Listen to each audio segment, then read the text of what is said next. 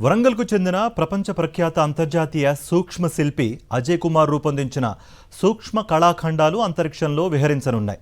భారతదేశపు తొలి fighter rocket తయారీ సంస్థ స్కైరూట్ ఏరోస్పేస్ చేపట్టనున్న మిషన్ ఆగమనంలో ప్రయాణించనున్న విక్రమ్-1 రాకెట్ ద్వారా ఈ నెల 12వ తేదీ నుంచి ఆగస్టు 4వ తేదీ మధ్యలో అంతరిక్షంలోకి ప్రయాణించనున్నాయి. సూదిరంధ్రంలో చెక్కిన ఈ సూక్ష్మ కళాఖండంలో దేశం గర్వించదగిన శాస్త్రవేత్తలు సివి రామన్, విక్రమ్ సారాభాయ్, ఏపీజే అబ్దుల్ కలాం ప్రతిరూపాలున్నాయి.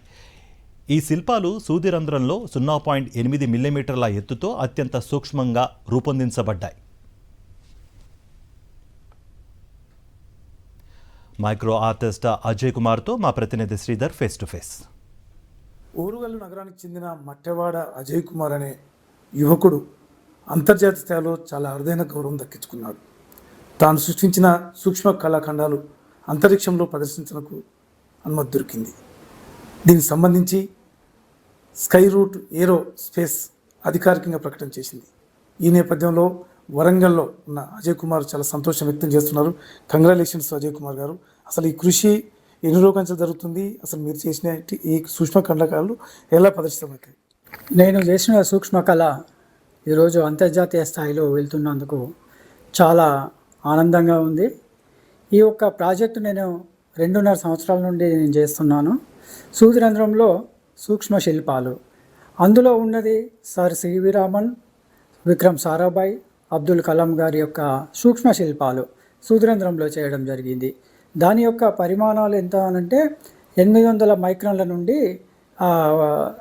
750 మైక్రాన్ల మధ్యలో ఉంటుంది. ఈ యొక్క సూక్ష్మ కళలు నేను చేయడానికి దాదాపు చాలా శ్రమించాల్సి వచ్చింది. ఎందుకంటే అంతరిక్షంలో పోయే ఈ కళ కాబట్టి దానికి సంబంధించి వాళ్ళు కొన్ని గైడెన్స్ ఇచ్చినారు. దానిలో ఏమి మెటీరియల్ వాడాలి, ఏదైతే దాన్ని యాక్సెప్టబుల్ ఉంటుంది అని చెప్పేసి వాళ్ళు ఇచ్చిన సూచన ప్రకారం దానిలో సిరామిక్ పౌడర్ ఒకటి, తర్వాత కార్బన్ ఫైబరు, వెండి, తర్వాత బంగారం, వాటితోటి ఆ మిశ్రమాలతోటి నేను సూక్ష్మ శిల్పాలు తయారు చేయడం జరిగింది. వాళ్ళు ఈ 12వ తారీఖు నుండి వచ్చే నెల 4వ తారీఖు మధ్యలో ప్రయోగించనున్నారు. అందులో ఈ నా యొక్క కళను అక్కడ వెళ్తున్నందుకు చాలా గర్వంగా ఉంది. నేను ఒక 40 సంవత్సరాల నుండి సూక్ష్మ కళలు నేను చేస్తున్నాను.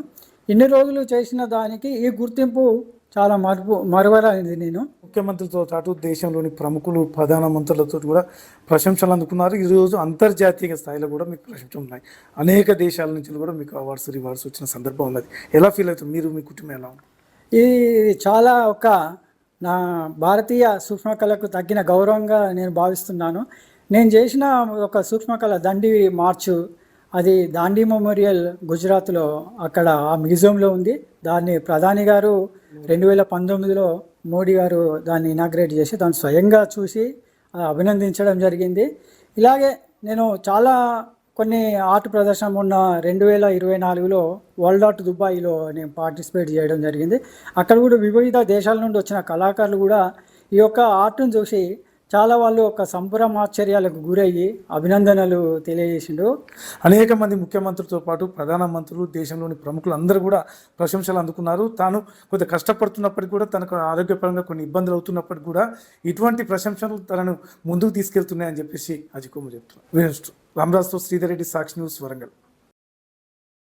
మరిన్ని అప్డేట్స్ కోసం ఛానల్ను సబ్స్క్రైబ్ చేయండి. నోటిఫికేషన్స్ కోసం బెల్ ఐకాన్ పై క్లిక్ చేయండి.